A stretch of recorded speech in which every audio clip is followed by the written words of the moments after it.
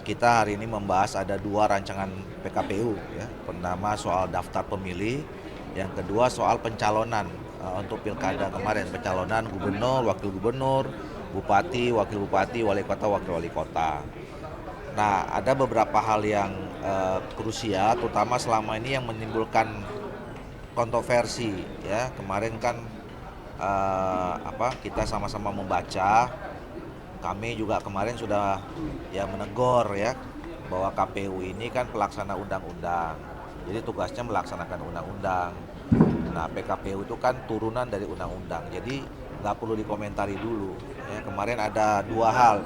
Minggu sebelumnya Komisioner KPU mengatakan tidak harus mengundurkan diri.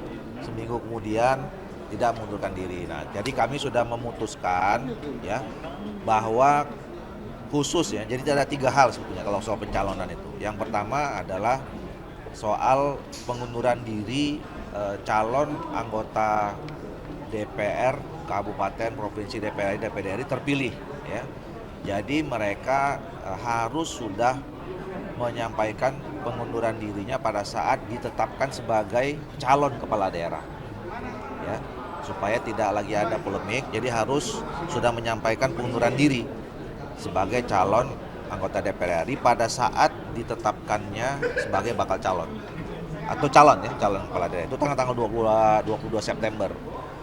Nah, kemudian yang kedua soal menerjemahkan putusan Mahkamah Konstitusi soal masa jabatan kepala daerah yang pernah jadi pelaksana tugas, yang PJ segala macam. Nah, itu kita tuangkan murni hasil putusan Mahkamah Konstitusi yang mengatakan itu tidak melihat jenis jabatannya, apakah dia pelaksana tugas ataukah PLH dan segala macam, tapi juga dari segi waktunya. Jadi kalau di atas 2,5 tahun itu sudah di atas, dianggap satu periode gitu. Yang ketiga soal penyelenggara pemilu ya. Kemarin kan dalam draftnya teman-teman KPU ini mereka boleh mencalonkan diri tapi sudah harus mengajukan surat pengunduran sebelum PPK dan PPS terbentuk. Nah, ini kan satu pasal yang tidak mungkin diimplementasikan karena PPK sama PPS kan sudah terbentuk. Artinya itu sama aja juga dengan tidak membolehkan penyelenggara itu ikut dalam kontestasi pilkada. Artinya kita rumuskan mereka harus bisa menyampaikan pengunduran diri 45 hari sebelum masa pendaftaran. Nah, jadi itu beberapa hal yang krusial terhadap PKPU ini. Jadi istilahnya tidak ada lagi bahasa bahwa bersedia mengundurkan diri, tapi wajib mengundurkan diri. Tidak ada frasa bersedia atau wajib atau harus itu. Pokoknya poin E itu mengundurkan diri sebagai calon terpilih anggota DPR. Oke, cukup ya. Kalau untuk agenda rapat yang berikutnya?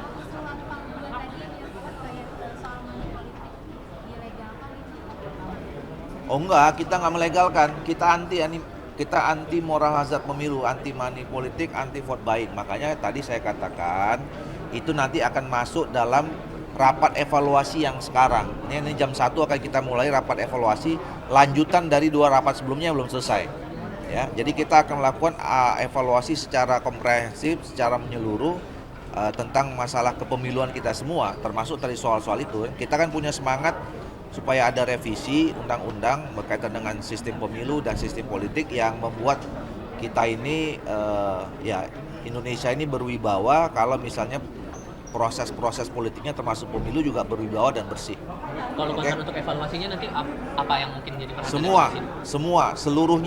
Seluruh yang berkaitan dengan soal pemilu, penyelenggaraannya itu mulai dari sistem, kebijakan, operasi evaluasi lapangan segala macam, termasuk soal penyelenggaranya ya. Penyelenggaranya juga kita evaluasi dari tingkat pusat sampai tingkat ke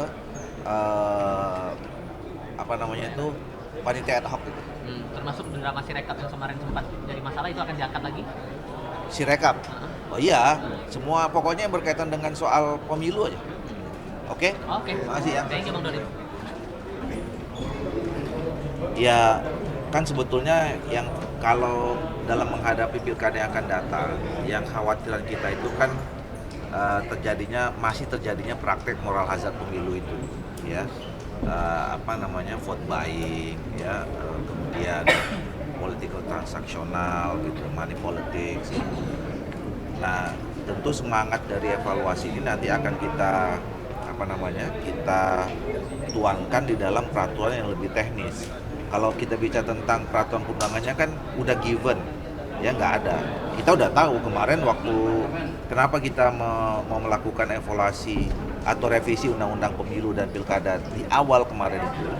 Salah satunya kan kita memang mau menyusun pasal-pasal yang selama ini kita anggap atau kami anggap kurang lengkap bicara tentang soal melawan praktek moralitas pemilu itu.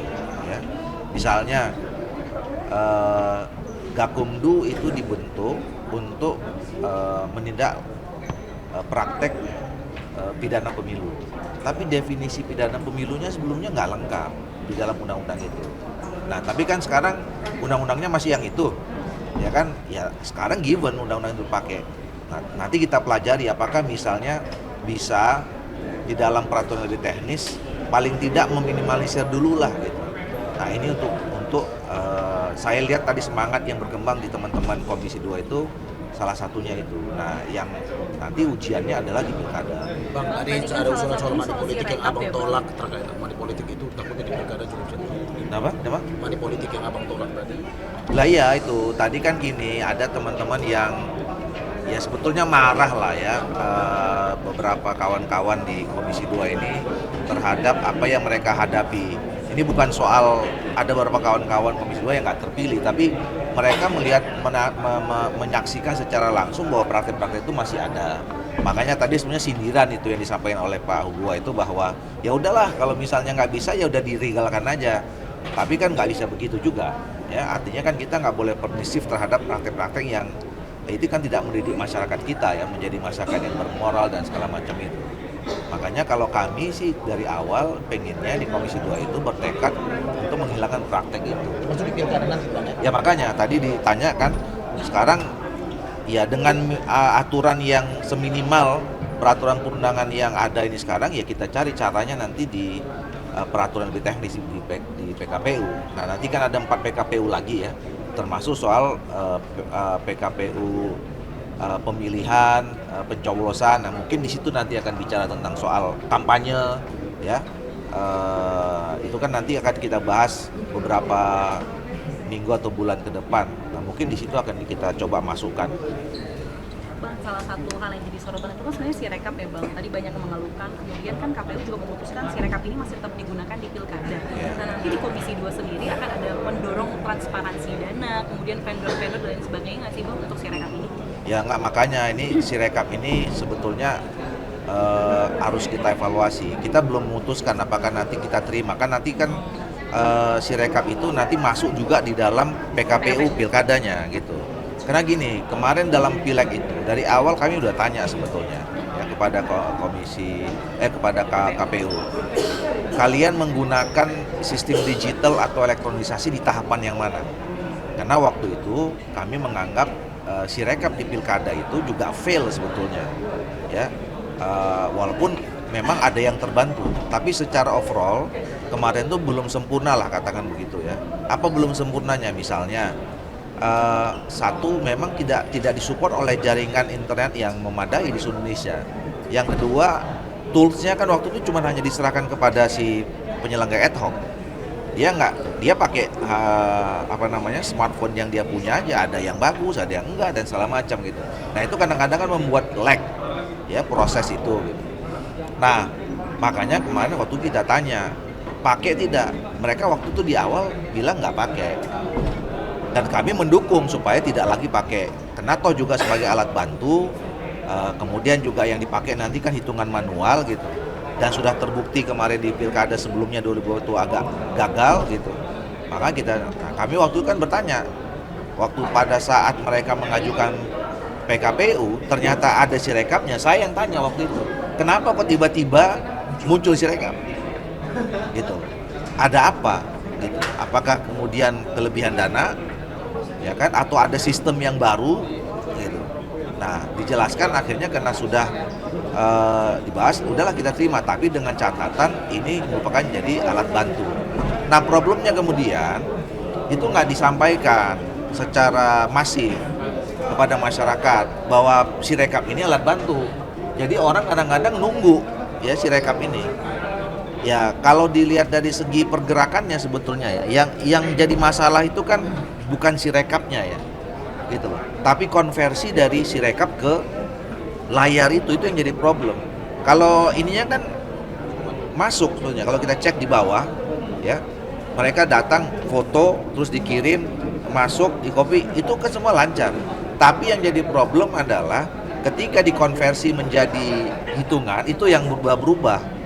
Hari ini naik, itu turun, segala macam gitu. Jadi itu yang jadi masalah sebetulnya. Nah oleh karena itu kalau saya kira karena kemarin Sirekap ini banyak menimbulkan masalah dan kemudian menimbulkan fitnah.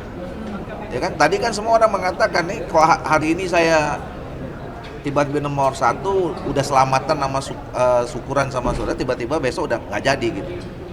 Nah kalau saya skeptis kalau dalam 3 bulan ini KPU tidak bisa menunjukkan sistem yang baru yang lebih ini, saya kira mending nggak usah dipakai lagi Sirekap. Nanti kita akan evaluasi secara menyeluruh, ya. Toh juga di undang-undang nggak ada. Ini kan problemnya kenapa kita nggak bisa pakai sistem-sistem termasuk e-voting itu karena di undang-undang nggak diatur soal penggunaan sistem digital atau sistem elektronisasi. Kalau selama 3 bulan tidak ada perkembangan atau masih tidak bisa diharapkan? Saya yakin kalau ditanya semua Komisi 2, apakah Sirekap akan dipergunakan di pilkada? Kayaknya hampir sama bilang nggak usah aja. Bang, salah satunya soal yang disorot selain di putusan MK, tapi juga tadi disebutkan ada soal peran Bawaslu sih Bang. Dikatakan Bawaslu ini kayak jadi terlalu kaku, terlalu timid, kayak nggak punya ruang gerak yang jelas dan pasti gitu Bang. Ini nanti di pilkada juga akan turut dibahas lagi soal spesifikasi peran Bawaslu atau seperti apa Bang? Atau apa sih Bang sebenarnya yang Komisi 2 lihat kendala dari Bawaslu untuk mengawasi? Enggak, saya lihat memang regulasinya memang belum cukup untuk menempatkan Bawaslu itu punya kekuatan dan instrumen untuk mengawasi pemilu ini secara luas. Jadi apa yang sudah mereka kerjakan sekarang, menurut saya memang itulah yang sudah mereka kerjakan sebatas ada undang-undang yang sekarang ini. Makanya kalau saya melihatnya, bicara tentang soal pengawasan, ya, pengawasan pelaksanaan pemilu, undang-undang kita itu masih cukup belum lengkap. Makanya kami ingin merevisi itu, menyempurnakan itu. Jadi nggak bisa juga dipersalahkan teman-teman Bawaslu ini karena memang mereka sudah mengerjakan apa yang memang diperintahkan oleh undang-undang yang memang punya keterbatasan, gitu. Karena kalau mereka lewat dari situ, jadi persoalan juga nanti sama si kontestannya kan, karena dia melakukan pekerjaan melaksanakan tugas di luar kewenangannya yang diatur oleh undang-undang. Nah, jadi tapi kita menghadapi pilkada dengan evaluasi pemilu ini, ya tentu akan apa yang kita temukan di lapangan ini akan coba kita tuangkan ya, sebatas itu tidak berbenturan dengan undang-undang yang ada sekarang ini. Pak Jokowi tadi sempat mengungkap soal pembentukan panja itu hanya terbatas untuk evaluasi pemilu atau itu juga dipersiapkan untuk revisi undang-undang pemilu dan pilkada? Ya, saya kira kan evaluasi itu evaluasi menyeluruh secara komprehensif. Kayak saya katakan tadi kan, kalau kita bicara tentang evaluasi tentang pemilu ini, pendekatannya ada 3. Yang pertama pendekatan sistem, ya. Kayak tadi itu soal Bawaslu itu. Mau kayak gimana pun kita paksa kalau sistem atau undang-undang peraturannya kayak gitu ya nggak bisa maksimal juga. Makanya rekomendasinya nanti adalah merevisi atau menyempurnakan undang-undang pemilu dan undang-undang yang terkait dengan itu semua, ya. Kan sistem pemilu ini nggak bisa juga berdiri sendiri. Dia akan terkait dengan sistem dengan undang-undang partai politik, ya, dengan undang-undang penyelenggara pemilu, kemudian bahkan nanti misalnya bisa jadi ini kita bicara sampai amandemen Undang-Undang 45, ya. Karena kan kemarin keserentakan antara Pilpres dan Pileg itu kan bukan putusan MK. Kita semua mengatakan lebih bagus tidak disamakan gitu. Tapi untuk merevisi itu nggak bisa revisi undang-undang, itu harus revisi atau amandemen Undang-Undang 45. Nah, jadi memang mungkin menurut saya periode ini sudah merupakan momentumnya kita melakukan penyempurnaan sistem kita secara holistik, secara menyeluruh.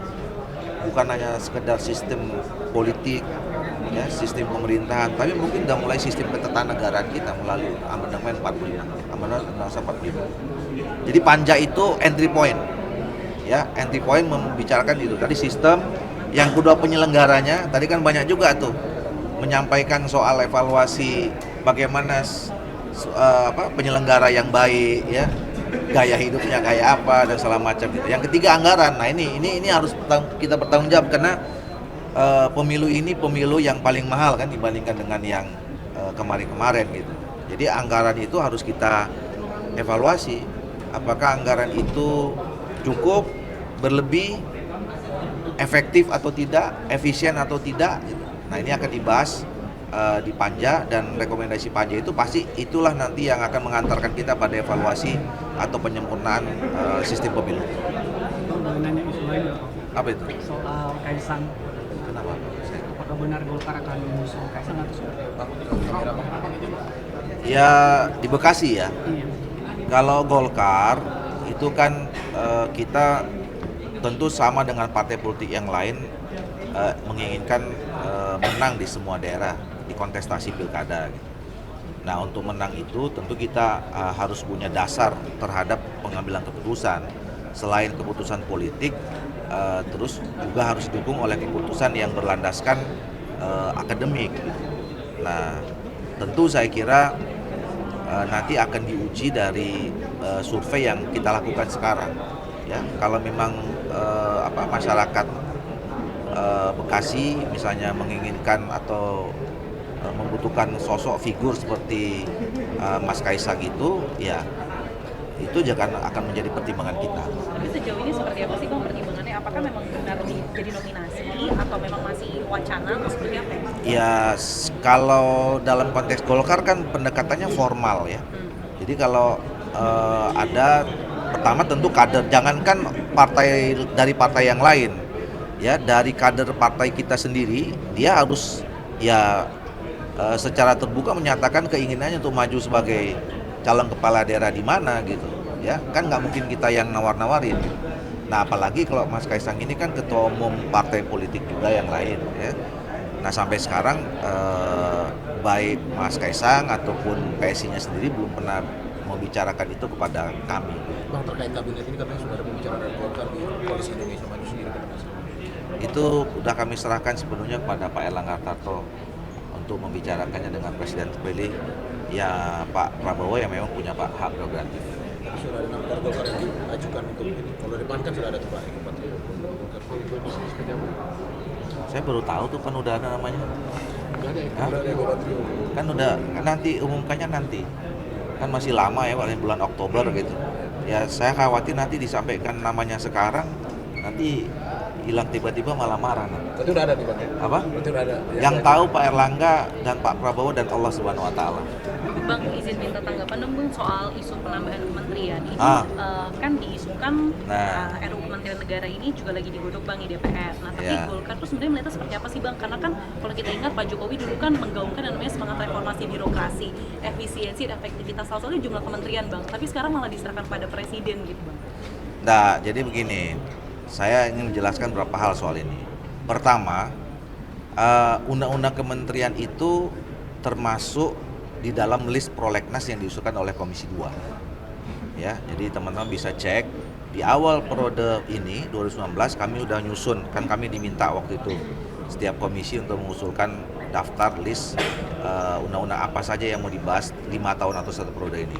Nah, kami memasukkan itu termasuk undang-undang MD3. Jadi jangan salah tafsir, ya. Nah ini menjadi riuh kan tiba-tiba seolah-olah DPR ini merespons ya, dinamika yang terjadi, dinamika politik yang terjadi di luar. Tiba-tiba ada orang yang mengusulkan harus nambah, kemudian dikaitkan dengan akomodasi politik dan macam-macam. Wah DPR bahas undang-undang kementerian. Ya sebenarnya itu udah lama kami anggap. Kenapa? Karena undang-undang itu kan undang-undang nomor 39 tahun 2008 ya. Udah 16 tahun yang lalu. Kita menganggap waktu itu jangankan 16 tahun, 2 tahun, 3 tahun, ya dunia ini berkembang dan maju. Indonesia maupun situasi internasional juga berubah. Nah, pertanyaannya apakah struktur kabinet yang dibuat 16 tahun lalu itu masih update atau tidak dengan situasi sekarang? Ya, apalagi untuk 5 tahun, 10 tahun yang akan datang. Menurut saya nggak perlu dikaji. Menurut kami di Komisi 2 waktu itu perlu dikaji, ya, perlu diupdate, ya. Jangan-jangan nggak 3-4 lagi, gitu. Ya, bisa nambah, bisa kurang, tergantung kebutuhannya, kebutuhan, tantangan masa depan seperti apa, program yang akan dijalankan oleh 5, 10 tahun, 15 tahun yang akan datang oleh Indonesia seperti apa. Itu satu. Yang kedua, soal dikembalikan ke ke presiden, itu putusan Mahkamah Konstitusi, ya. Jadi Mahkamah Konstitusi waktu itu memutuskan bahwa untuk jumlah kan ini waktu itu ada orang menjudicial review soal wakil menteri, gitu, ya. Nah, tapi kemudian salah satu putusannya itu adalah sebaiknya jumlah kementerian itu diserahkan kepada presiden yang jadi itu putusan Mahkamah Konstitusi, bukan maunya DPR, bukan maunya pemerintah, bukan maunya presiden terpilih, apalagi gitu, karena waktu itu kan Pak Prabowo ya belum jadi calon, belum menang, belum segala macam gitu. Nah, jadi oleh karena itu, nah yang ketiga, nah saya bicara dalam konteks sebagai perwakilan partai politik, ya yang namanya akomodasi politik itu kan saya kira nggak bisa dihindari juga, ya. Nah, oleh karena itu berdasarkan dua hal yang tadi, nah momentum, kita punya momentum sekarang, punya momentum untuk melakukan revisi undang-undang kementerian. Nah, yang juga mungkin salah satu pertimbangannya itu bisa jadi ada aspek akomodasi politik, tapi nggak murni aspek akomodasi politik. Jadi ada juga pertimbangan akademiknya kenapa kita membutuhkan sekian itu, gitu, ya. Nah, kemarin udah diputusin di Bamus, di paripurna, ya, bahwa DPR akan menindaklanjuti putusan Mahkamah Konstitusi itu melakukan penyempurnaan atau revisi terhadap undang-undang kementerian itu.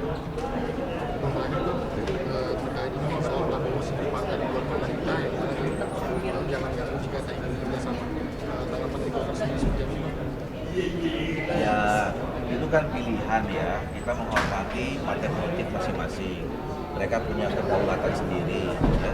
Nah, partai politik dalam sebuah pemerintahan yang sistem presidensial begini kan seperti Indonesia itu punya pilihan dua, ikut bersama-sama dengan pemerintahan atau berada di luar pemerintahan. Golkar atau saya menilai mau di dalam atau mau di luar itu sama mulianya tempatnya. Nah, karena sama mulianya ya kalau udah di luar yang penting jangan ganggu, gitu, ya. Nah, pengertian ganggu itu kan kalau misalnya ya asal-asalan lah gitu. Tapi kalau dia menjadi kekuatan berimbang, terus kemudian menyampaikan kritik, saran, pandangan yang berbeda, gitu, ya. Ada opsi-opsi program yang menurut mereka lebih baik, terus kemudian diperdebatkan. Ya menurut saya itu bagus-bagus saja sebagai partai politik yang mengambil posisi sebagai kekuatan penyeimbang di luar pemerintahan. Oke? Ya.